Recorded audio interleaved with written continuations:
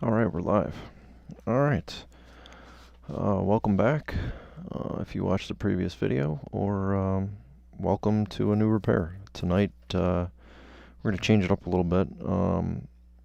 I had an eBay customer send me in a JBL amp, and this is something I'm trying to get into more: JBL and Polk Audio and Servant Vega and more of the other brands of amplifiers other than Eclipse and Sunfire. And I have done a couple of these. I'm not as familiar with all the problems that they have, but I'm going to learn with you guys, and we'll get through it. So let's get started. And remember to like and subscribe if I'm helping you out in these videos. And you can also check out my website too if you have any questions. So here we go. Here it is. This is what I would call a legacy amplifier. It is not Class D, which means it's heavy, which means there's a huge transformer inside of it. And they usually come in these nice plastic boxes that are almost impossible to access. I have not mastered getting into these yet, but what I have found is some cheap pliers will usually do the trick, and if not, then you gotta bust out the channel locks, and I might have to go get those. Actually, I can tell you already, I'm probably gonna have to go get them. These things are a pain to open up. Let's see if I can get in here with my crimpers. This one looks like it has seen better days. I'll probably have to replace this. And there's a good chance it's glued on the inside too, so. And I can see the glue coming out. Oh, that's alright. It was damaged already, so we will replace that. I hate these things. These are good for cord entries, but terrible for everything else. Garbage.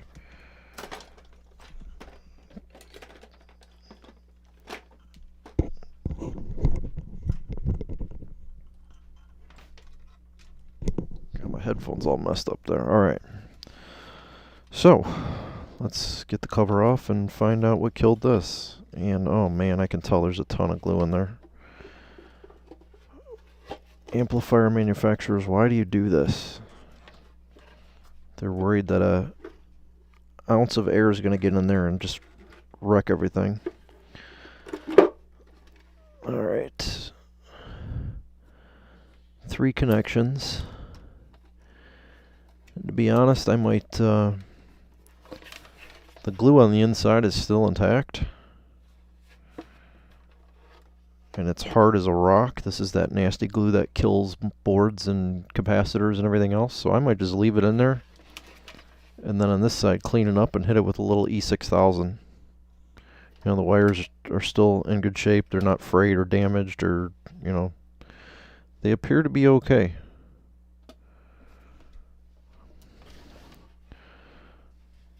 So let's see what we got.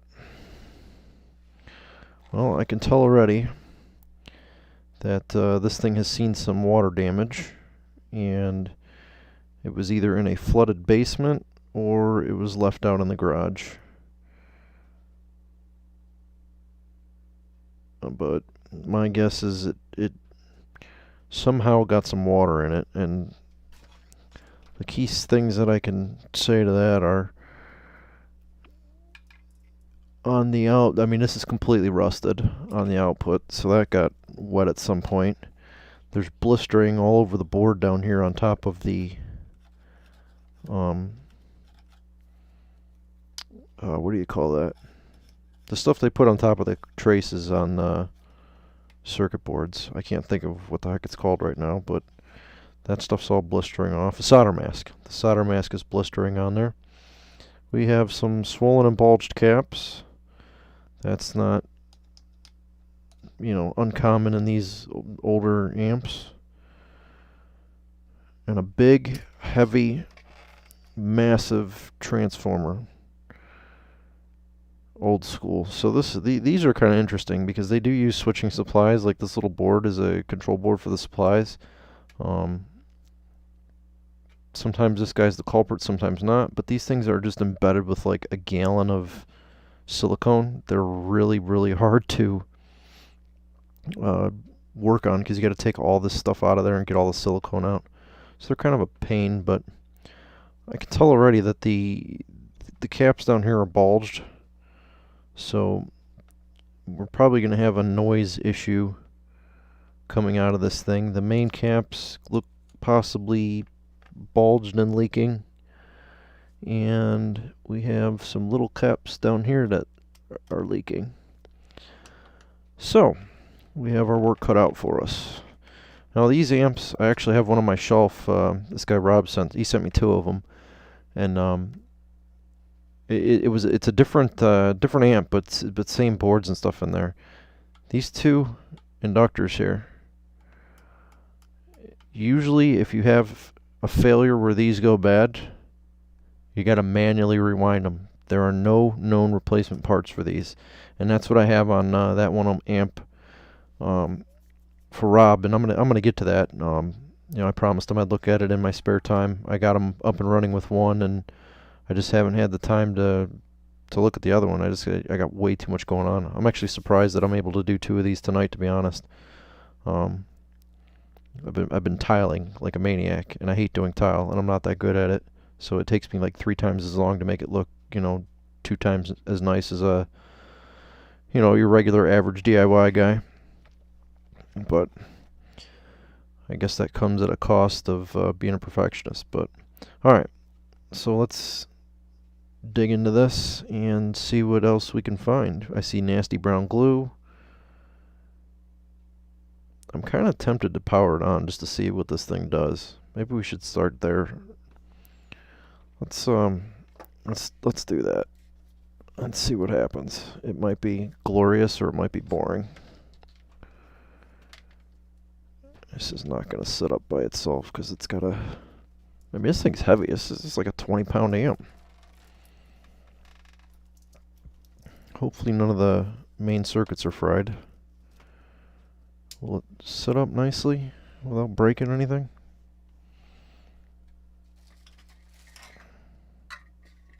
Let's give it a little 3D printing kickstand.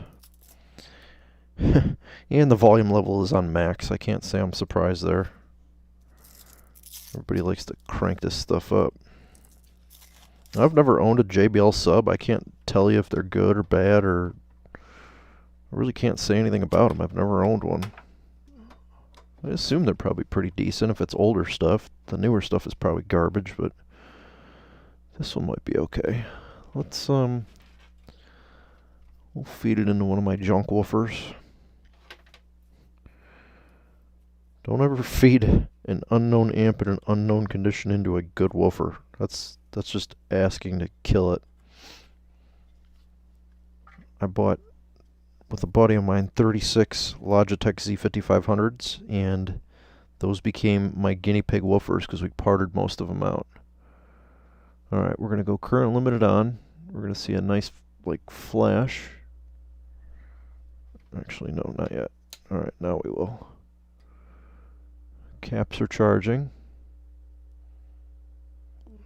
We have a dim glow. That's a good sign. I guess we don't have any, major sparks flying out of this thing. Ooh.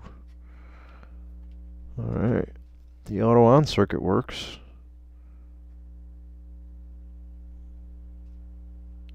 Oh, I got sound. Doesn't sound good.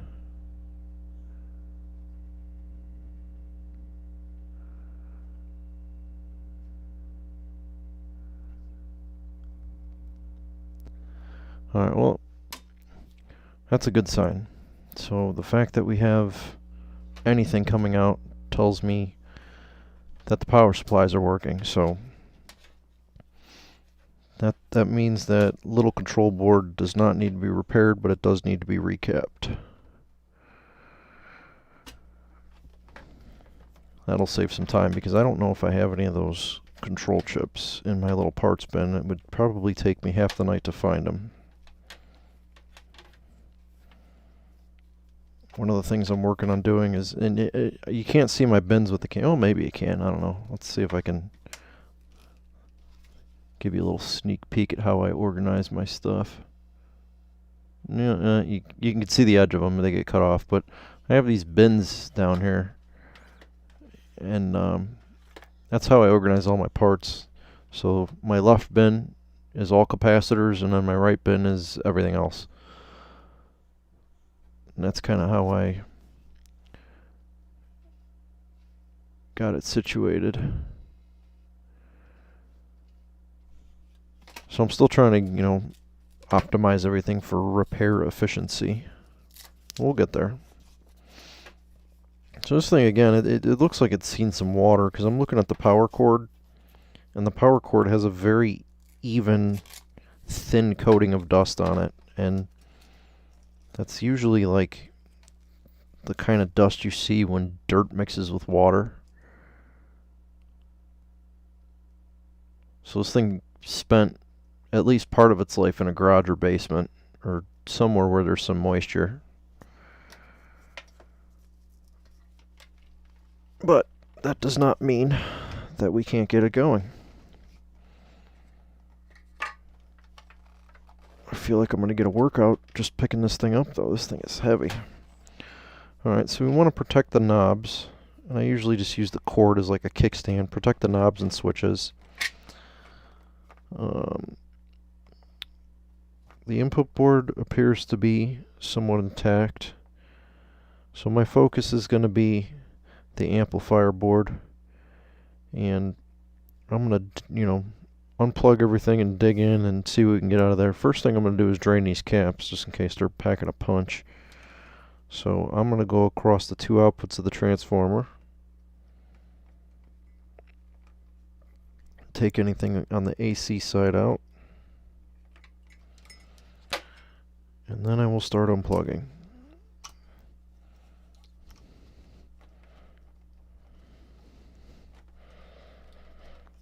And the reason that I'm going to drain everything all the way through is because I don't know how these things behave yet. And I really don't want to burn up one of my tools or get zapped tonight. I've had too much coffee for that, so.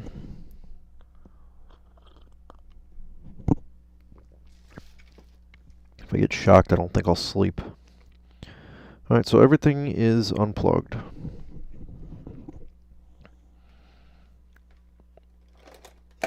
I really would like to know the story behind this thing and why it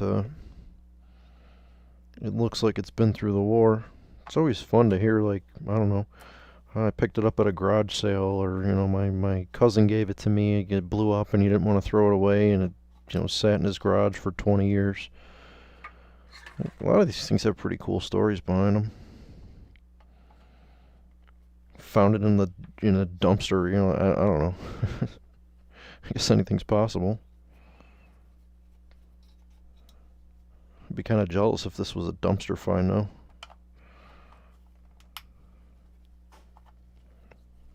I will admit, I have no problem going out and garbage pick cool stuff.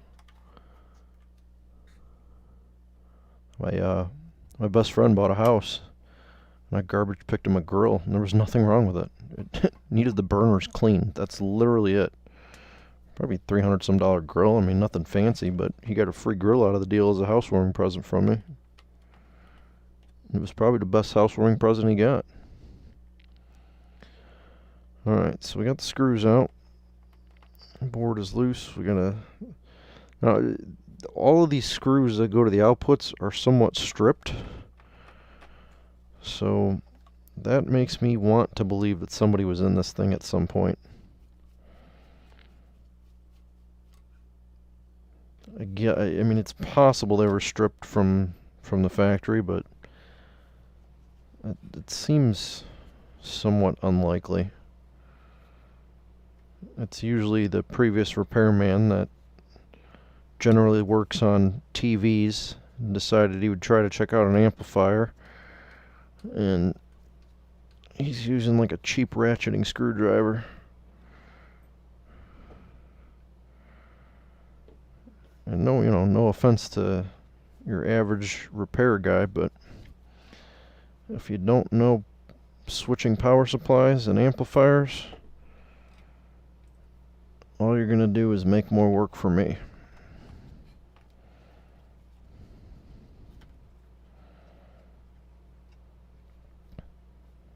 Which I don't mind, because I do this for fun.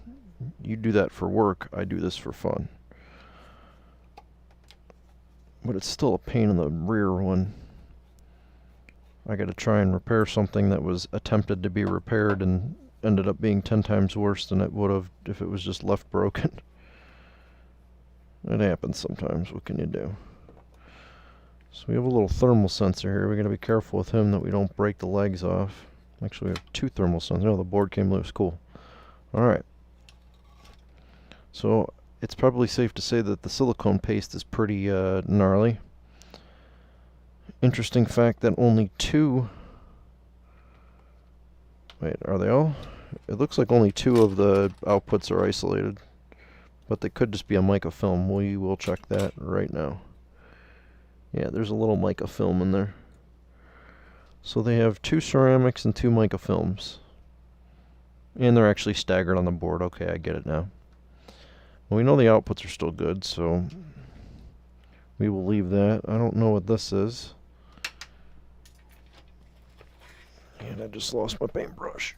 So there's like some fabric underneath there. I don't know. I don't know what it's for. I don't know why it's there.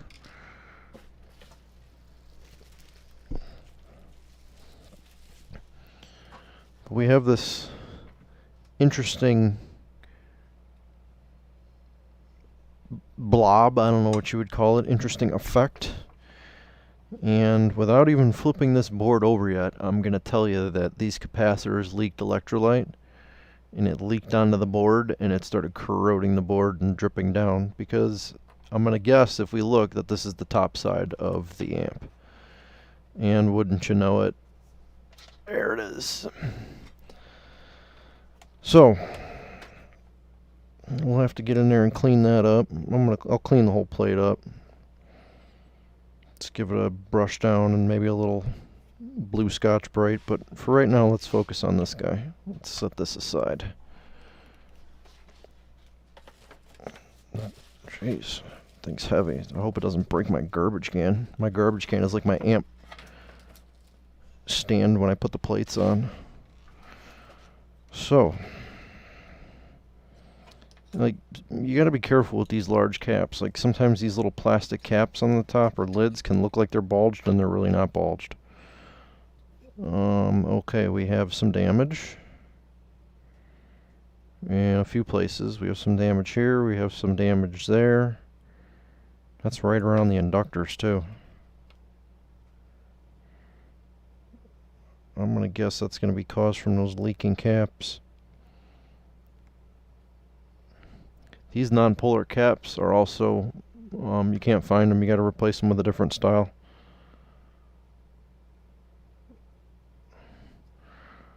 Alright, we got our work cut out for us. Not impossible, not going to be easy. I got to see what's going on down here. That looks pretty gnarly. This down here looks pretty gnarly. Well, looks like it took some heat. Usually when I have circuits like this that have excessive heat damage, I will take as much of the solder mask off as I can, and I'll actually tin the traces like you see over here. This might be a candidate for getting sandblasted. First thing we're going to do is drain these caps. Make sure there's nothing in there that's going to make my day even remotely bad. Alright, mains are done. This resistor looks like it's gotten hot. The little one does as well. Are there any other caps that need to be drained? This film cap looks like it's seen better days. I would really love to know what got into this. This, I'm going to guess, is from a leaking cap. The high heat, what does that go to? I don't even know what that... There's a component underneath the silicone. I don't know. We're going to take it all apart. We're going to get most of that silicone out. Got a little burn. I don't know if these surface mount caps might need to be replaced here. I'll have to measure those. Let's see if we can zoom in a little bit. Come on, baby, focus. So there's a couple little surface mount caps here that might need to be checked out and replaced. There's a diode that looks kind of nasty. You know, this board has seen better days. That is for sure. This copper's actually lifted off the board too. So I'm gonna probably cut away as much of this as I can, and I'll put a new piece of copper in there, or I'll put a thick wire in there and just bridge the two. I'll have to see what I got that I can repair that with. I don't think I have nickel strip. Actually, I think I am. I might have some nickel strip I can put in there. Either way, this trace needs to be somewhat repaired, and the board damage too, because the board is starting to actually burn and deteriorate. I'm surprised. I'm actually blown away that we had anything coming out of this thing. Alright, well, let's start deconstructing.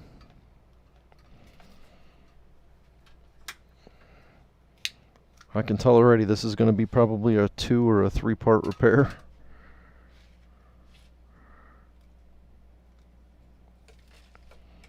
Because this definitely is not getting finished tonight.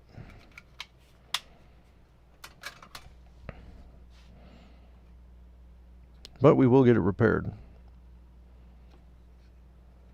Step 1 is going to be take apart. And this silicone stuff is a nightmare. Like taking off these 2 large inductors, like they're pretty much glued to this control board, and you got to be careful. You can't scrape off the enamel coating on the wire, and you can't damage the board. So you got to get in there kind of careful with a blade and you know, kind of cut all around that. This board has to come out though, because we got to recap it. So we can't recap it unless we can clean it. While the solder sucker's heating up though, we can... So the best way I found to do it is I just try to find the center of the silicone blob and then just work my X-Acto knife down into it and try to remain in the center of the silicone blob. You can always clean the parts after you get the board out. And, you know, the stuff down in here, I might try to leave that and see if I can just kind of unsolder the board and kind of pry it out. But this one up here is going to have to be cut. Just be careful. Be real, you know, take your time, go slow. We want to separate the board. We don't want to damage. It would actually be better to damage a surface mount component than it would be to damage that inductor. So if you're going to do any damage, make sure you damage the board. I know that sounds crazy, but everything on this board is probably replaceable. This is kind of interesting. This board says Kappa Infinity. I wonder if Infinity used the exact same amp board in there. I think JBL owns Infinity. I'm pretty sure. The only thing I really know about Infinity Kappas back in the day, like they made pretty good car speakers. I had a set of them in my Toyota.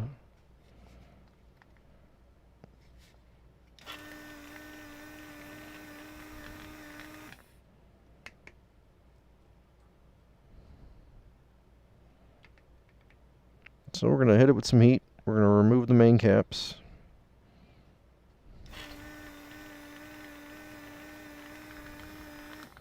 Chances are I will not have those caps. I don't even know what the value is. We'll look at them when I get them out.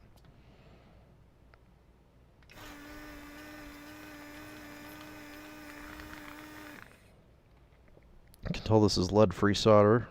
That's probably part of the problem. Lead-free solder sucks. No pun intended.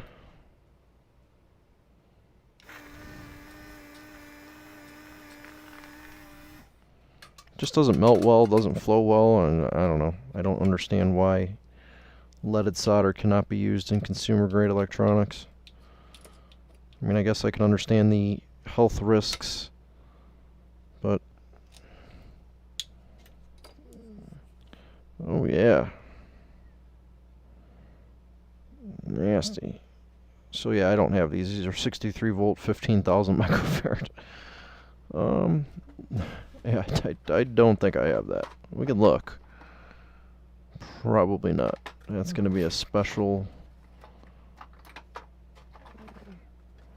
4700. Well, let's see. Maybe I have some hiding in the back there. I know I ordered these once before, but I don't think I ordered extras. Let's see. 4700. Nope. The biggest I have is 4700 at 63 volts. So we will have to order some caps for this guy.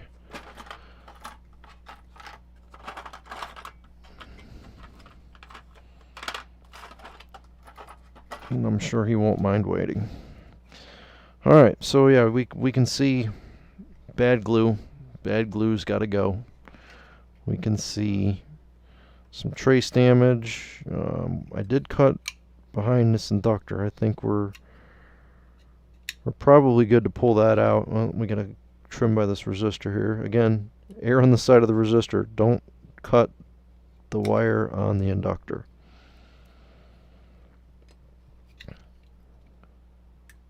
And those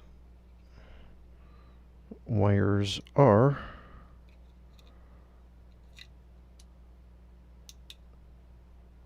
not there. I forget which those are. Hopefully this is one of those goofy surface mounted ones.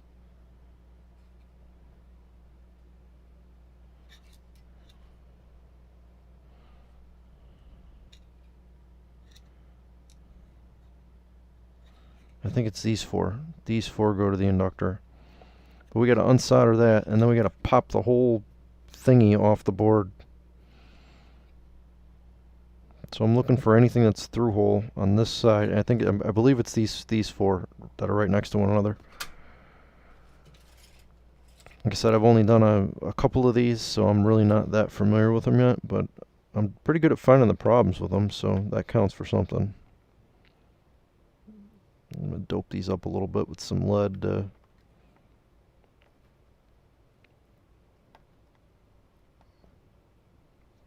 Assist with the unsoldering, especially since it's all kind of grody over here.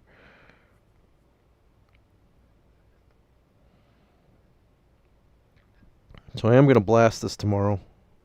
I just have a cheap Harbor Freight handheld little blast. I have a sandblasting cabinet, but that's too aggressive. I have just a little handheld Harbor Freight media blasting thing, and I put household cooking baking soda in it. Very, very fine, very, very non-aggressive, and it'll take all the solder mask off, and the bottom of this board will look like new. And it'll get some of that corrosion and nastiness out of there too.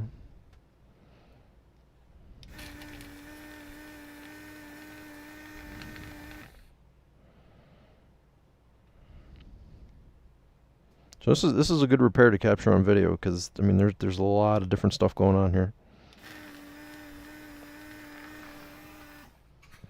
And we do have the service manual for this, because JBL, well, I don't know if they released it, but it's available online, so if you do a Google search, you can easily find it.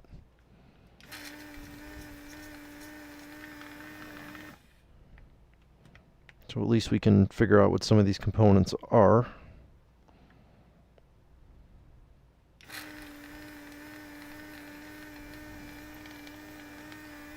And I know we're desoldering the inductor because I just burned my finger when I was taking out one of the wires.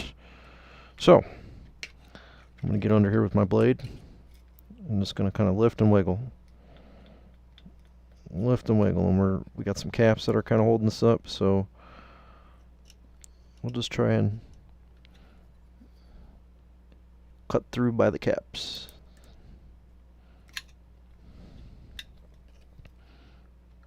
push the coils out of the way if you have to. Like, do everything you can to protect these coils, or do not cut the coils. I'll say it 30 more times if you need me to. Don't cut the coils. If you cut the coils, your repair is pretty much done, unless you want to rewind one of these. And more of that nasty glue. So what I'll do is I'll very carefully, shave as much of this off as I can without, even using my fingernail. Just peel this old silicone off, throw it out, and I'm going to clean underneath the board, and I'm going to clean underneath here, and then when I go to put it back on, I'm going to use E6000, which won't turn into this nasty conductive whatever that garbage is. Alright, now we have to pull the control board off. And this looks to be in pretty good shape, so this should come off easy. I'll leave the large tip in. I don't know if it'll help us or hurt us here, but I'll leave it in for now. I'm gonna just very messily put lead on each one of these. You'll notice I'm dragging a huge solder ball around. That's okay.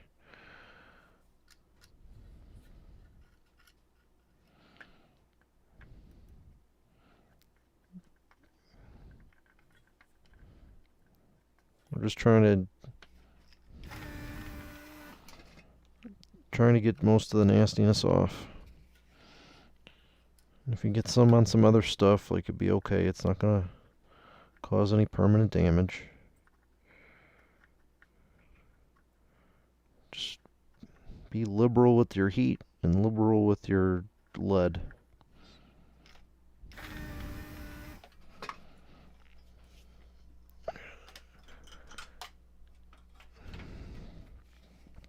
Alright, this tip is way too big for what I'm doing, but I'm going to try and pull it off anyways. And I'm going to do my same technique I normally do, is just give it a little wiggle while you're cleaning the holes.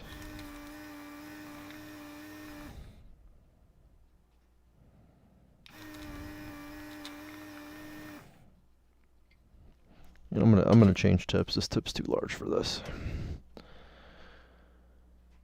Too large. It's gonna cause too many problems.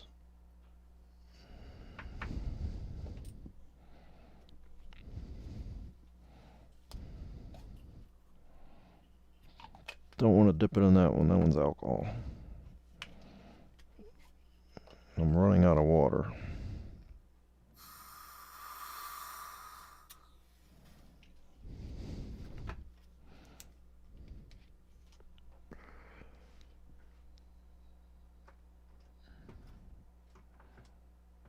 Don't set your hot tip on anything plastic.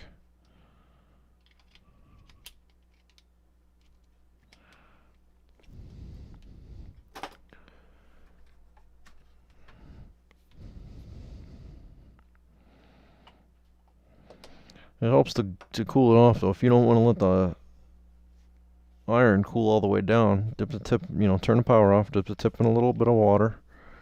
That'll cause it to shrink. The iron will be hot, and it should just pull right out. Then you can throw the power back on, and the iron's still hot, and your warm-up time is reduced.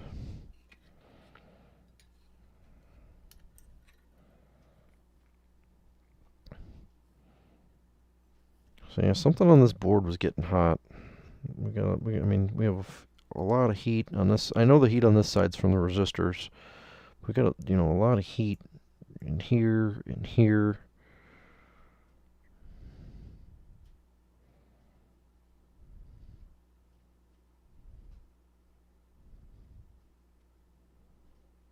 This thing has been through the war. I might even just wash this board. And contrary to what some or most people will say, you can put these boards right in the sink, hit them with a toothbrush and some Dawn, and that won't do anything to them. I wouldn't submerge them, but you can definitely wash and scrub a board. I've done it before. It's fine. We're replacing all the capacitors anyways. That's really the only thing at risk from damage from water. Everything else is sealed inside glass or plastic, so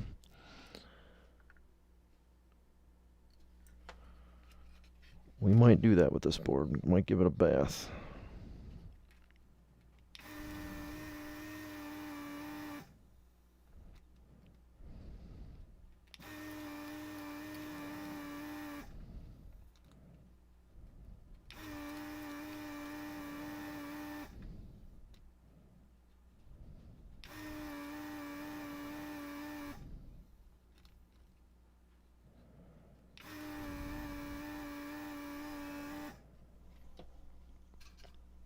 I think I need to clean my tip out here. Oh yeah, she's good and clogged.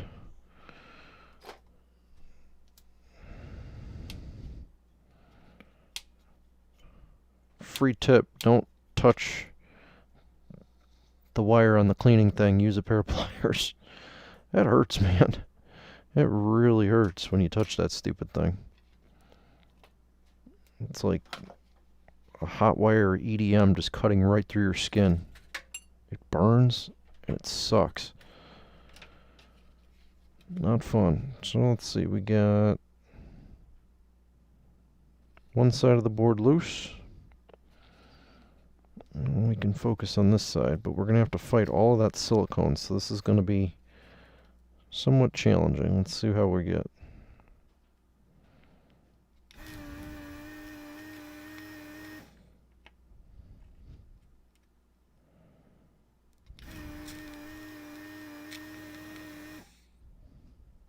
That pin soldered itself back down.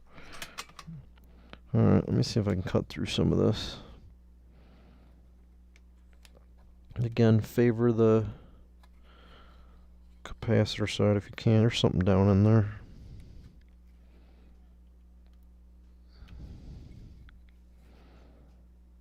That's really close to the inductors. I'd rather actually just keep working it and rip it out.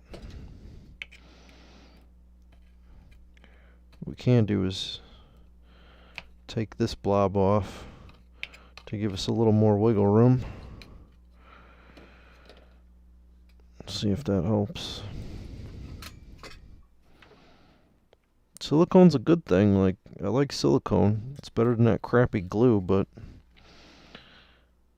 it's also, you know, still hard to rework sometimes.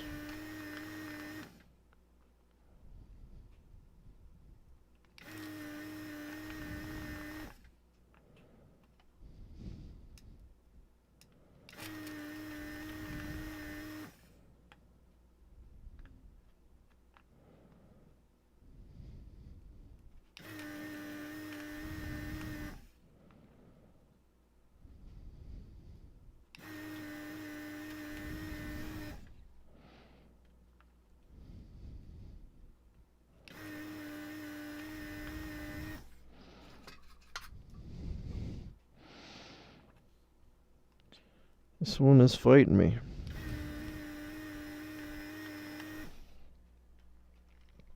I apologize that I can't get this on camera any better.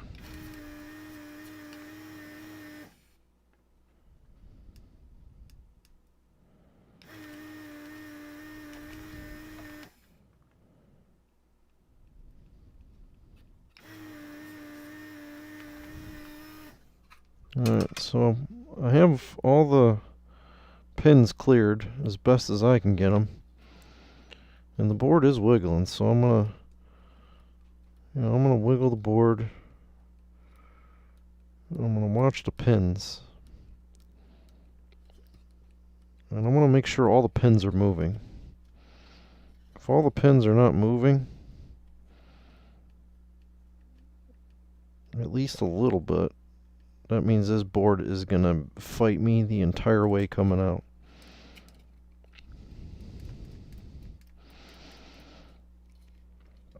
And it's gonna be a fight no matter what because of the glue down in here, the silicone down in here, but you know, we wanna try and increase our odds a little bit.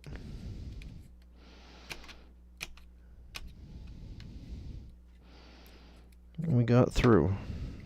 So now now that the silicone's cut, we can really, you know, try and gently walk it out while we're shaking on it. Alright, and there it comes. And we didn't tear out any pads. That's the goal here. So, rule number 1, don't damage the inductors. Rule number 2, try not to tear out any pads. So, the control board we know is good. It's a little dirty. We got some resistors that might need to be checked.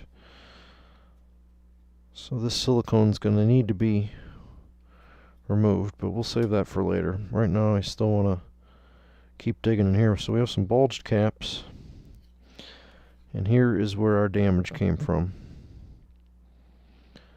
The LE tone capacitors leaked and caused most of our damage. And that's right on the back side.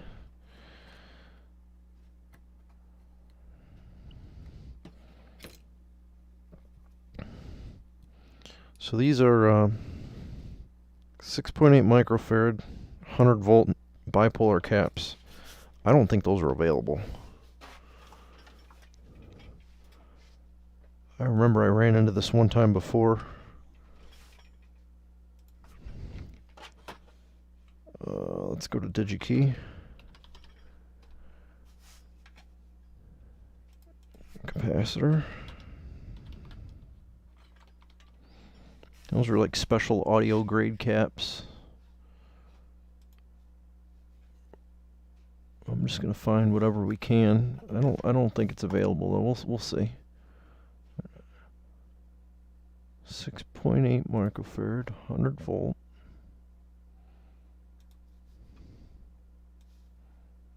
Bipolar. And it says there's 2 found. And they're not in stock. Minimum order quantity 60. And they're $22 a piece. Sorry, buddy. Not gonna spend 22 times 60 to fix your amplifier. Not gonna happen. So you will probably get film caps in its place. I'm gonna check Mauser just to see.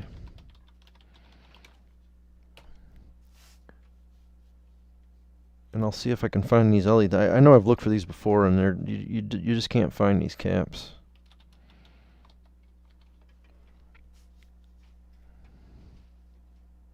Switch aluminum electrolytics.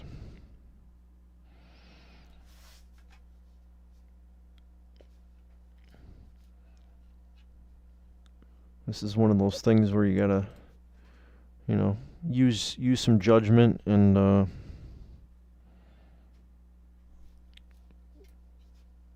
you'll see what you can do to get this thing back in service, but also, you know, within reason too. If it's a polarized cap, it makes a difference. If it's a non-polar cap, well, you should be able to use a film cap or any other cap that you would normally see in an audio circuit. Yeah, Mauser doesn't even have the option for me to select a bipolar or non-polar.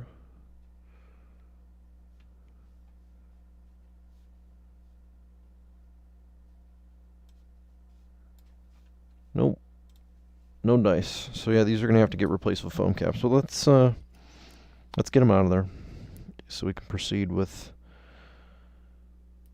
getting this thing up and going again.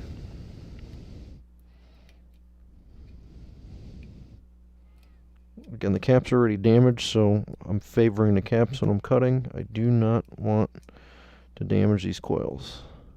I already have a coil line that I need to do for another guy, so we'll do that in video. Those are custom inductors, and they will have to be custom wound. I'm going to try and clean that up real quick.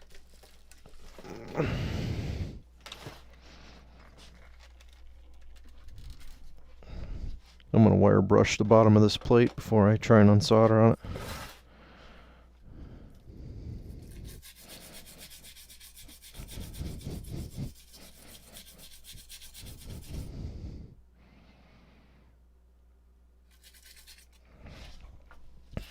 Another reason why I have to soda blast this board is because once the fiberglass starts to burn, there's carbon in there now.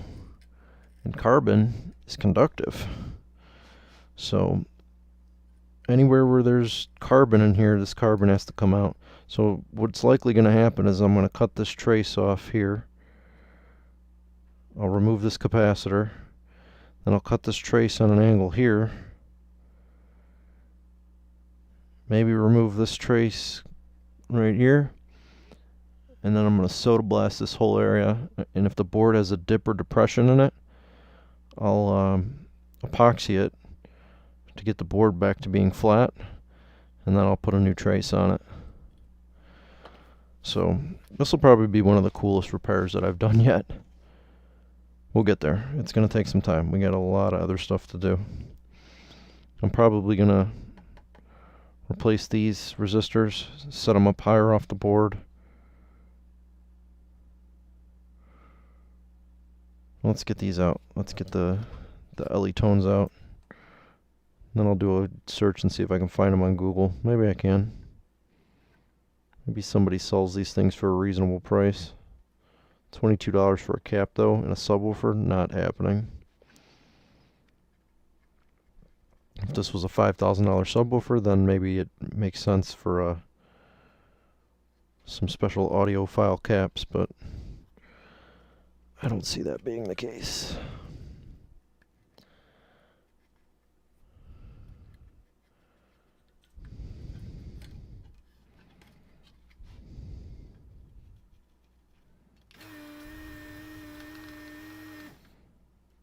We'll measure these too just to see what they read. Measure all of them.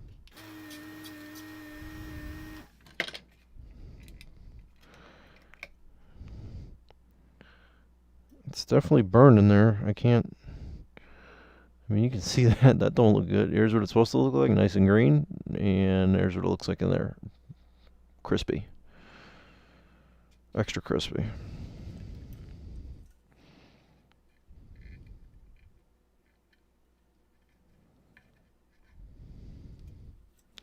This guy on the top is going to be difficult to get out if I can even get it. I'm trying to just, there we go, drop the solder ball in there. And oh, let's see if that leg is, yeah, that leg's just melted off anyways.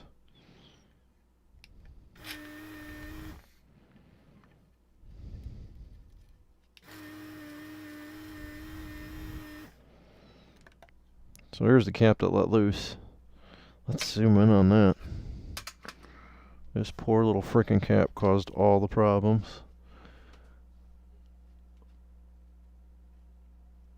Yow. This is why, right here, why you do not leave your electronics plugged in 24/7. When you're done using your subwoofer, you better turn the switch off or unplug it. Right here. Completely avoidable. This is an audio filter cap. This isn't a power cap. And that thing just self-destructed. Alright, so we will continue. I am going to pull the inductors out.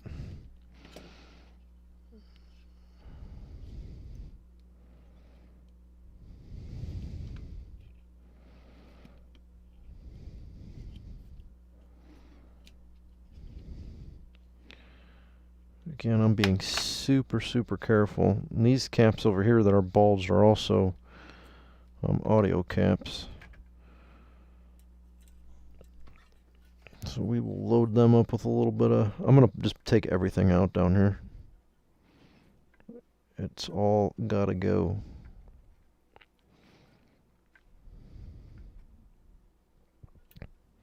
Yeah, this guy's gotta go too.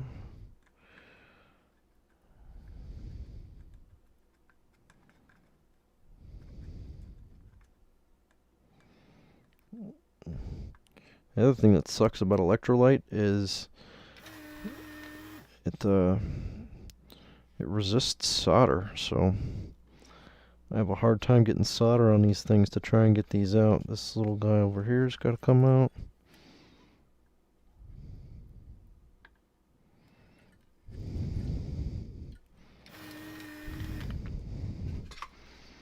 Time we got 12:09.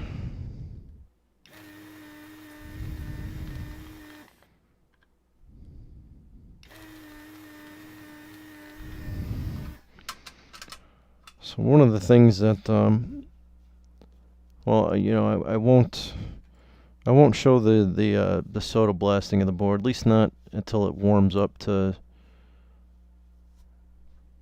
you know, something tolerable. I don't want to be outside with a camera trying to figure out how to get that captured and freezing to death. It's cold outside right now. It's snowing and blowing like crazy. Alright, there's that guy.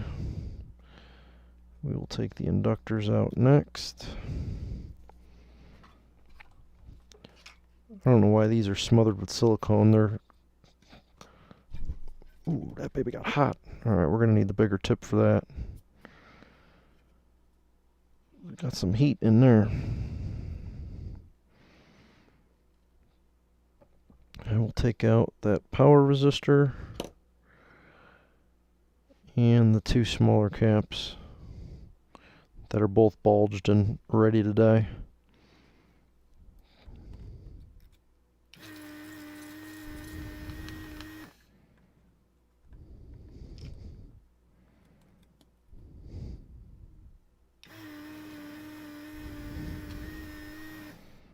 That resistor is going to be difficult to get out.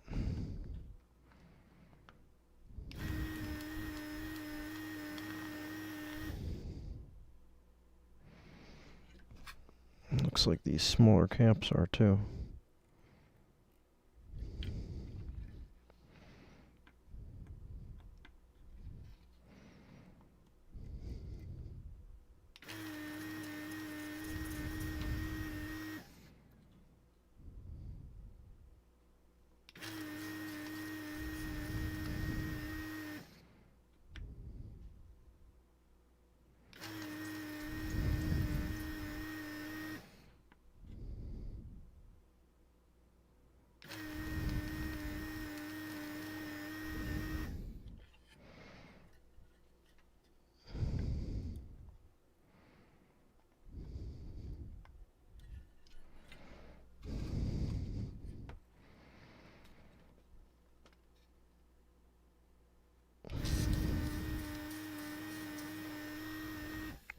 Yeah, having that electrolyte on the board really makes it difficult to get a lot of this stuff off. It, you know, whatever it does to the board, it wreaks havoc on them. But as bad as this is, I have to say this is not the worst I've seen. It's bad, but it's not that bad. It's still fixable.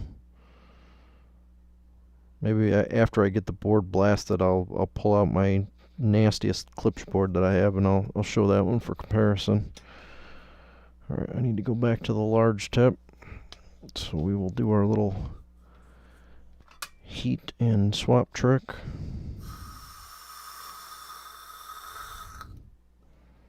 I need to add more water into there.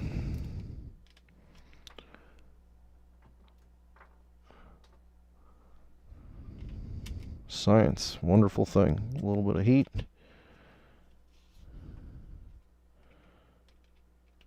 And some shrinking metal.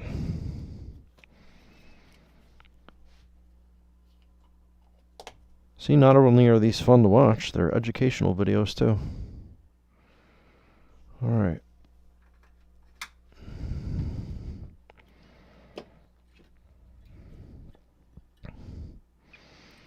So we gotta unsolder these 4 legs of the inductors.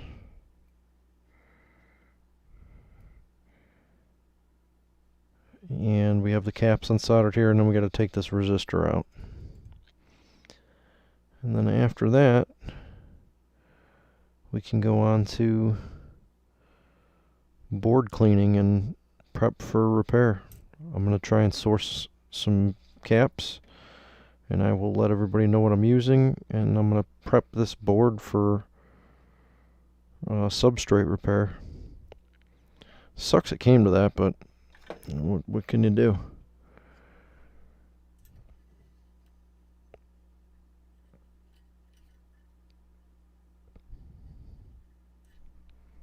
Alright, we are hot. Let's go.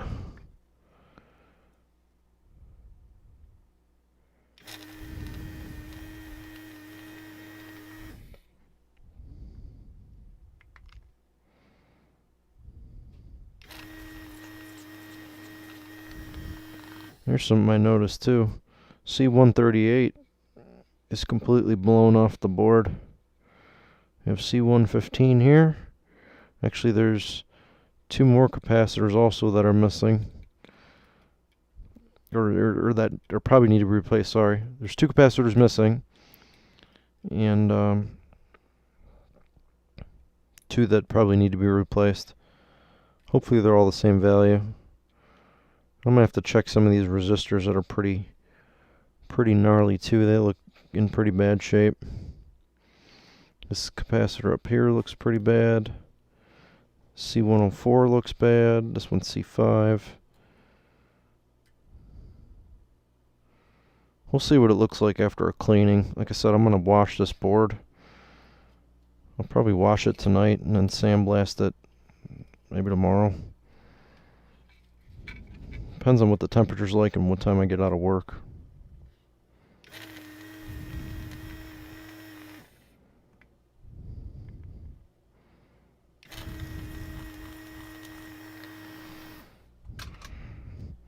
Alright, we're going to take this whole group out in one shot, if we can.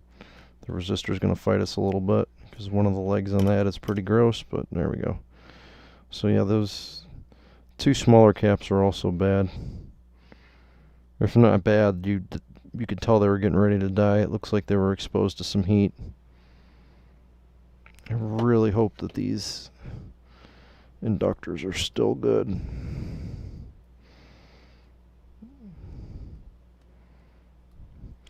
We'll give those a little Dawn and toothbrush treatment also. But we can see the top of the board.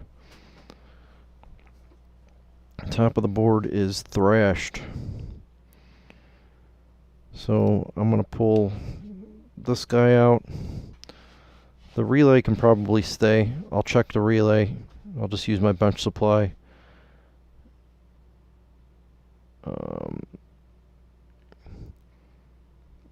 I should be able to toggle that and at least hear it switch on and off.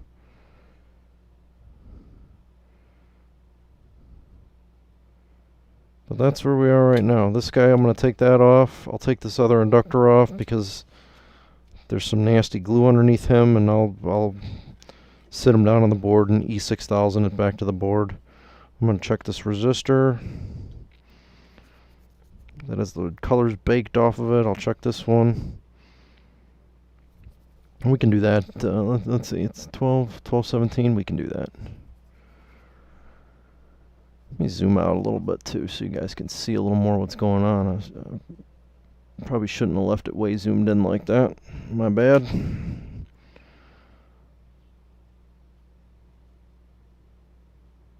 Alright, let's pull the small inductor out.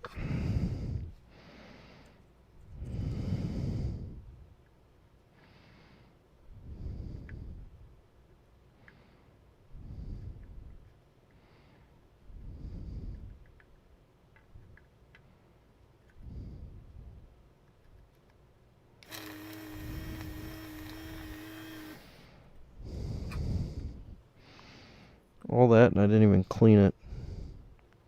Didn't even clear the hole. All it did was just clean the pad, I mean.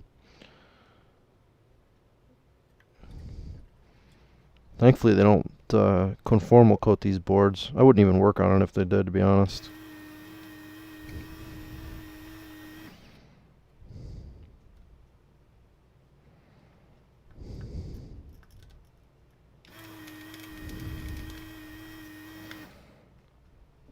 leg was loose.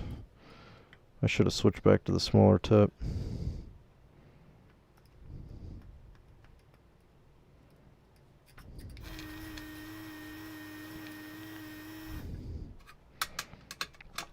Alright, that's loose, but it's not coming out because of this glue that's on here. So we will carefully chop the glue, and out comes the little baby inductor. And you can see the gnarly chunk of yellow glue stuff that was left underneath it. That right there. Yum.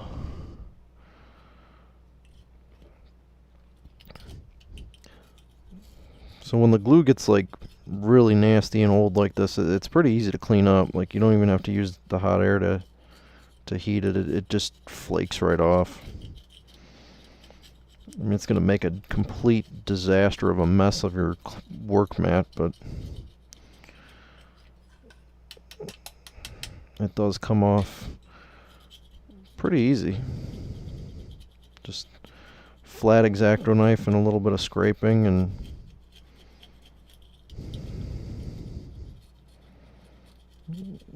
it comes off. I'm not worried about the cleaning any of the other silicone off the caps or anything like that. Just want to get the board kind of prepped for repair. So this film cap in the front here, I can't even read the value on it anymore. That's probably going to get replaced. I'll probably do both film caps. Probably just do every cap on this board, to be honest. It's in such bad shape. Why risk anything? I'm gonna have a bunch of exposed copper on here, but there's really nothing I can do about that.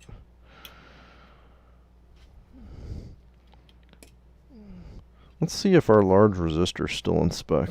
I need to wash my hands too. It's nasty. What is this guy? That's R78. Let's see what R78 is. Open up my super secret compendium of parts here. AKA the service manual. Resistors R75. Those are all 1/8 watt. 1/8 watt. Where's the big boy? Oh, that's driver board. Whoops. We need amp board. Main amp. Resistors. 1/8 watt, quarter watt, 1/8 watt. Where's the big boy? 5 watt. R76. That's 78. R78. 7 watt, 470 ohms. Let's see how far off we are. I'm going to guess that resistor's still good.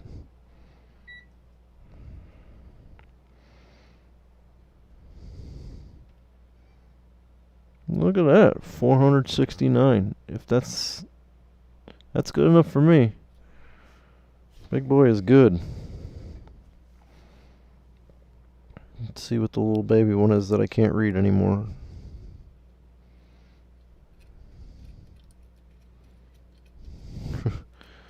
The silk screen and lettering is just gone. So there might be a little guesswork here. 556.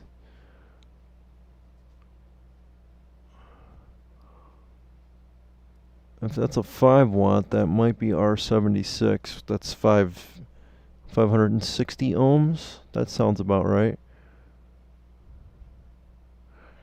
There's another resistor on there that is 5 watt R2. That's going to be this guy. That's a current sense resistor.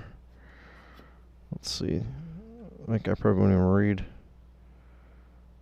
And it's 0.5 ohms. That one's gonna be good. Those don't ever go bad. Got hot though.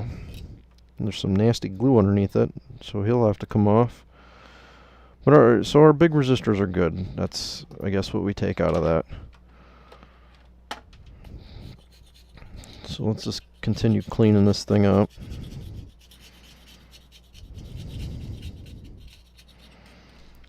And my solder sucker is still on, so I will take the big ceramic off. I'm going to leave these guys on since they're good, and I'll just clean up the board really good around them. Any silicone I'll get off.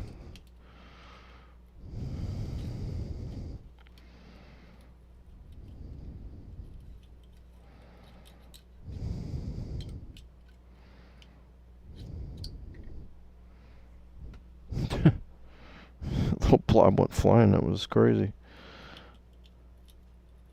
I mean, the silicone doesn't really hurt the board, but I'm gonna, fix these components back on with, either new silicone or some E6000, depending on what the component is. And silicone doesn't really stick to silicone, so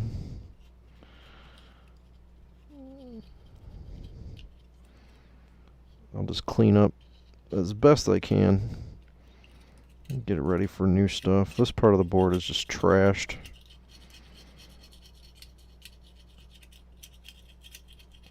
I can see the substrate is burned. I'm going to try my best not to make any additional damage on there. But there's going to be some blasting going on the top side too. Alright, we're going to take this off and that, and we will... you know what, this glue's got to come out too. And this resistor I think is already ready to come out.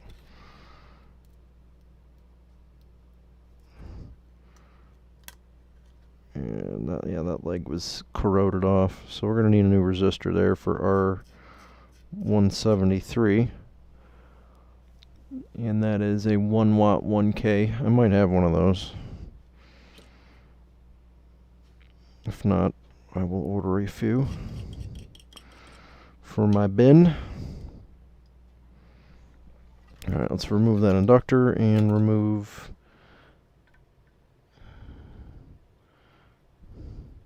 Actually, I think this is the choke.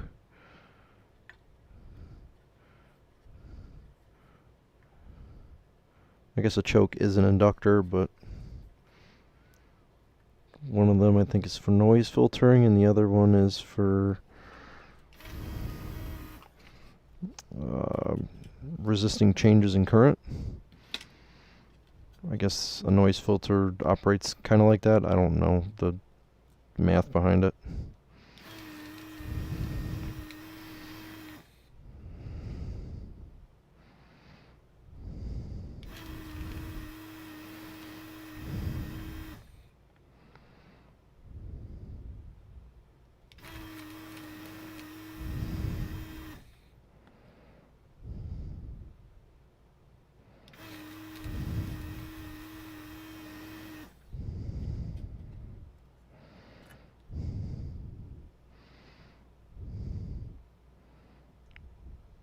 Looks like a common mode to me. Alright, and this guy. Little ceramic resistor.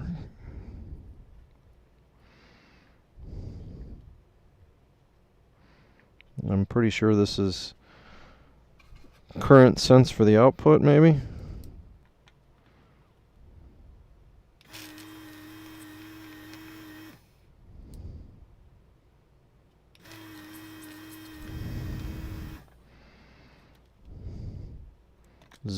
This is 0.5 ohms. That's definitely a current sense resistor.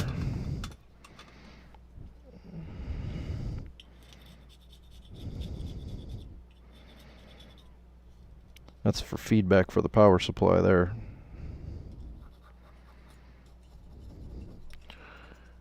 Clean them up.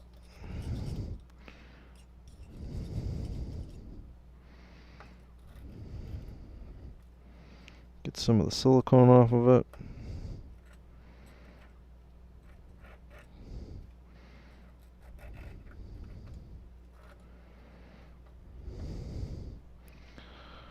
Alright. Well, we have a depopulated board, except for this guy here. I don't know if I'm going to be able to get the leg of that resistor out or not. We can try.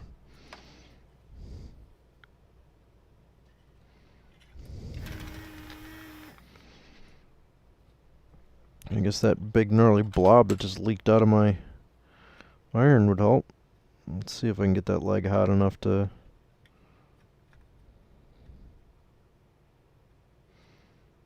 pull that out. I doubt it.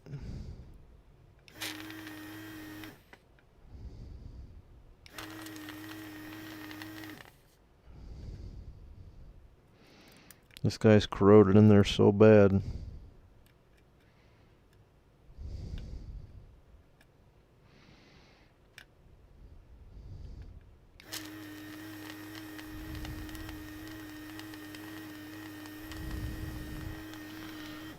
So usually what I do if I have one that's this bad is I will snip it off flush, and then I'll just drill it through the top side, and then I'll put a new through hole in there. There's no easy way to get that out.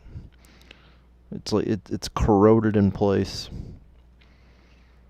So the through hole's probably already damaged anyway, so you might as well just replace the through hole if you get to that point. And as well as everything else, I mean, aside from some of the caps, it doesn't look terrible. It doesn't look great, but it doesn't look terrible. It'd be interesting to see. Let's clean and measure some of these. And luckily the service manual does show a picture of the board.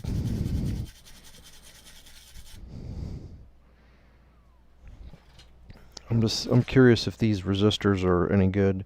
So we got R48B, A, B, and C. And those are supposed to be 5K each. And it looks like they are in parallel.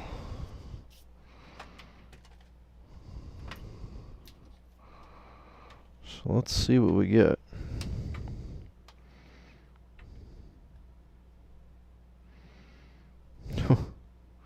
That ain't good. 2.9 meg is no good. Those gotta go. 2.7. Yeah, you can see that on the corner of the screen there. So these resistors have to go. They are done. Oh wait, that one's reading 5.8. 5.8K. I dug in there with the probes.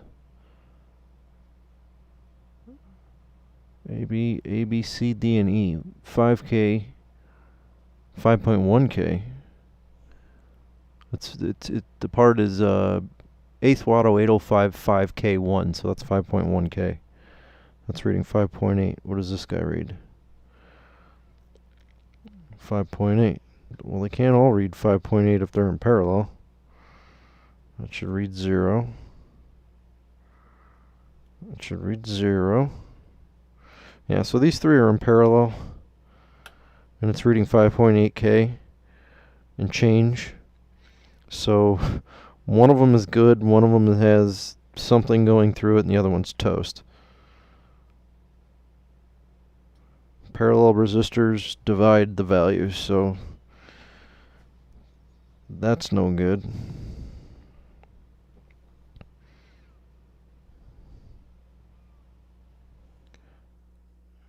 These caps need to be replaced.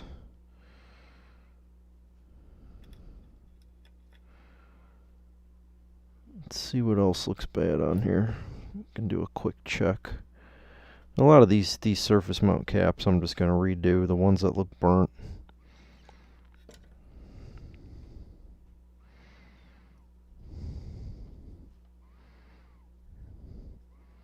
And then we'll have to go through and check these, check all the diodes and everything else on here. See what this thing actually killed. 2.5.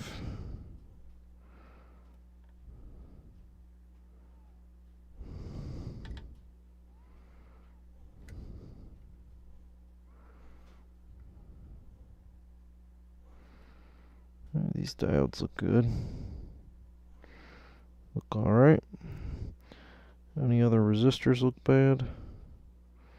These surface mount parts are a pain too, because you almost need to get in there with a microscope to figure out, if they're bad, because you can't really visually see it. Oops, let's go back to ohms. These resistors over here kind of look a little suspect. Could just be dirt on the board. That one's good. 10K, that's good. 2.2K, that's probably good.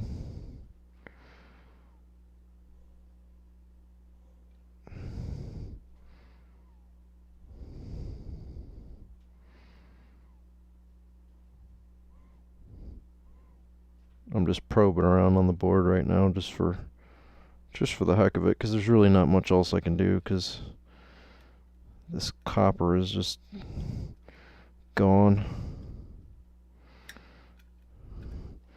I guess I could start peeling that up.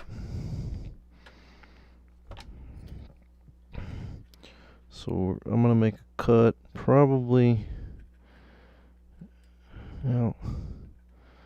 it's probably going to be on the other side of this through hole, or maybe just right around this through hole.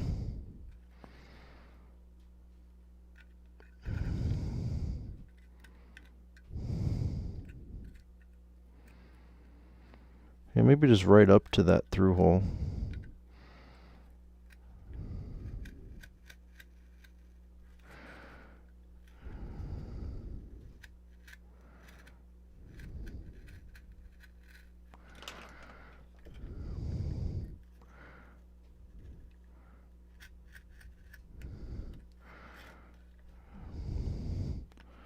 Try and leave this copper pad intact for that cap, but that cap's probably going to have to go. Yeah, this cap's toast. I just saw it crack in half. Gone. Gone.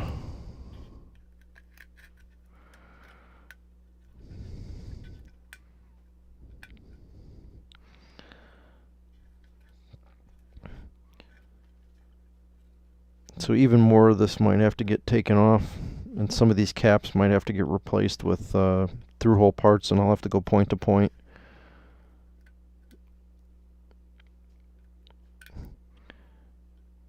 But yeah, that cap was definitely bad. Say that these three resistors are going to get replaced. Let me zoom in again on these, just so I can tell you what I'm going to do, and then I'll show you how I do it when I get ready to. So these three resistors here got to be replaced. There was a cap here that's gone. That's going to get replaced. This cap here, and I believe there was one up here somewhere. That's going to get replaced. I'm going to hit this whole area here with the soda blast, clean it all up, get all this carbon out of here, get it actually down to clean fiberglass. I might have to give it a skim coat with epoxy just to strengthen the board right there. Probably going to soda blast around here, just clean that up a little bit. I got to drill this leg out. It's stuck in there. It's corroded in. Top side of the board, I'm going to soda blast probably this whole area. Just clean it all up and see what I have to work with. The solder mask really isn't that important. If it is, I can always put some Kapton tape down and then put the components on top of that. High heat resistant Kapton tape.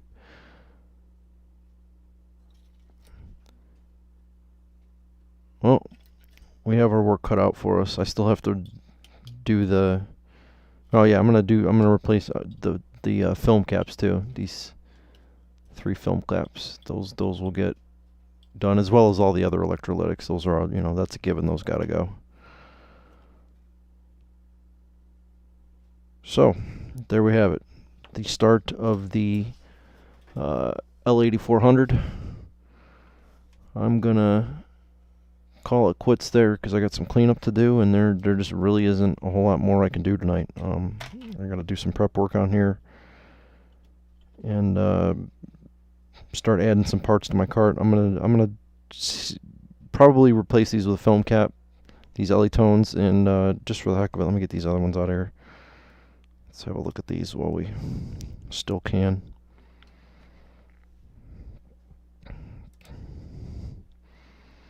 So, you know, both of these were on the verge of leaking, if not leaking. They're both bulged on the top. So these are 3.3 microfarad, 50 volt nonpolar. So I'll see if I can find an audio grade replacement cap for these. But the large ones I'm probably going to just pick a really high quality film cap for. And if I can't find a high quality film cap, then we'll look into some other options. But I'm going to try and see if I can find an audio grade cap, or maybe even these somewhere on Google from a reputable source. I don't think they're available. I vaguely remember looking for these once before, and they are just hard to find. But a film cap should work just fine. So I will try and pull the data sheet up on that next time, and we'll have something to go over, and I'll show you why I chose the cap that I did, and what you should use if you do need to replace these. So I appreciate you guys tuning in tonight.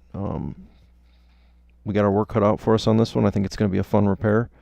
I think you know, the customer will be happy when we get back up and running, and you know, this will give everybody a good insight to what, you know, you might have to do when you have a severely damaged amp. And I would call this like a 7 on a 1 to 10 for severe damage. I've seen worse, but you know, as long as you go about doing the repair the right way, and you take your time, and you know, you cover all the steps needed, this amp will be back in service. So thank you for tuning in, and have a good night.